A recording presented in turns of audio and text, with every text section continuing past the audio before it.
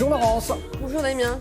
La période du confinement a vu l'augmentation de certains troubles psychiatriques et il en est un dont on parle souvent, j'ai envie de dire à tort comme ça, on dit « oh, il est borderline, il est limite ». Donc ce terme, donc utilisé à tort et à travers, correspond à une vraie pathologie mentale sous-diagnostiquée en France.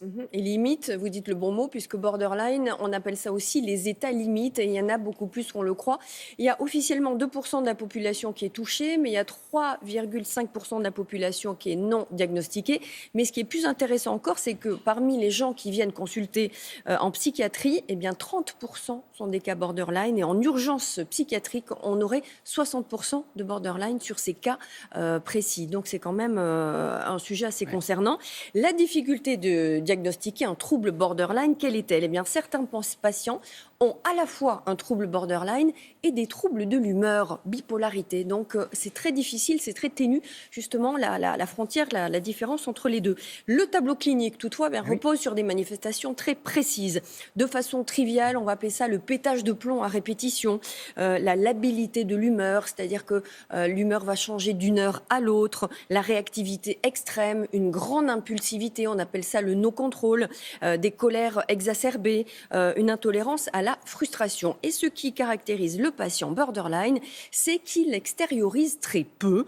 Il refoule la colère car il a du mal à s'affirmer et il retourne la colère contre lui. Il y a des boulimies, des scarifications, des comportements autodestructeurs et des tentatives de suicide. C'est là qu'on atteint des niveaux très graves où il exprime de façon inadaptée contre les autres. Et on comprend pas, tiens, pourquoi tu pètes les plombs ? C'est soudain, c'est impétueux, on ne comprend pas. Des groupes de parole existent, menés par une association, nous l'avons suivi.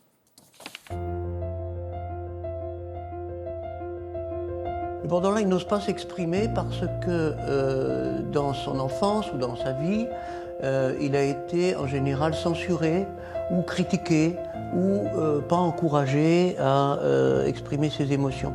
Si on ne dit rien, au bout d'un certain temps, la pression émotionnelle monte et à ce moment-là, on explose. C'est-à-dire, soit on va agresser l'environnement, soit on va faire une auto-agression avec la scarification, les tentatives de suicide, des appels au secours. Ma mère avait des moments de colère où elle m'est frappée. Enfin, c'est passé genre 3 fois, mais ces 3 fois, je m'en rappelle très très bien. Je pense que c'est pour ça que j'ai la terreur de rentrer en conflit, parce que j'ai peur. Enfin, j'ai peur de l'énervement de l'autre. Tu pourrais devenir violente ou alors tu retournes la violence contre toi? Tout à fait. Je retourne la violence contre moi, donc je deviens anxieuse, je commence à trembler, je peux serrer mes mains jusqu'à me faire mal comme ça. Et même pendant toute mon adolescence, je me suis scarifiée, j'ai eu des troubles alimentaires. Enfin, j'ai trouvé tous les moyens possibles pour me faire du mal. L'affirmation de soi est vraiment au centre du trouble borderline, dans le sens où oser prendre la parole autrement qu'à travers la colère ou à travers la plainte, c'est quelque chose qui est essentiel pour le borderline. Quand vous avez des réactions excessives, qu'est-ce qui est réactivé ? C'est la peur de l'abandon ? C'est un grand sentiment de peur. Et dès qu'en fait je suis mis en porte-à-faux ou face à une trahison, à une incompréhension émotionnelle ou sentimentale, c'est exactement comme si une autre personne prenait possession de votre corps.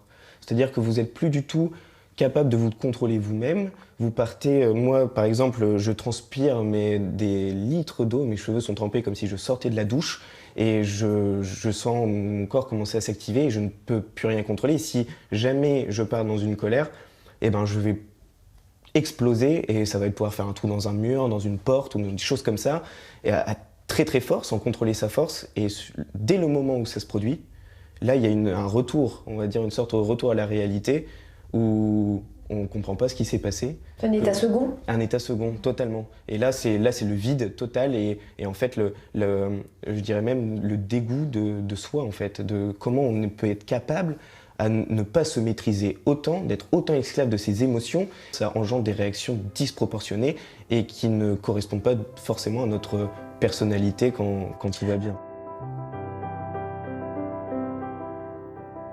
Un site internet, celui de l'association, justement, de Pierre Nantas, aforpel.org. Pierre Nantas qui a signé aussi un ouvrage. Merci beaucoup Laurent.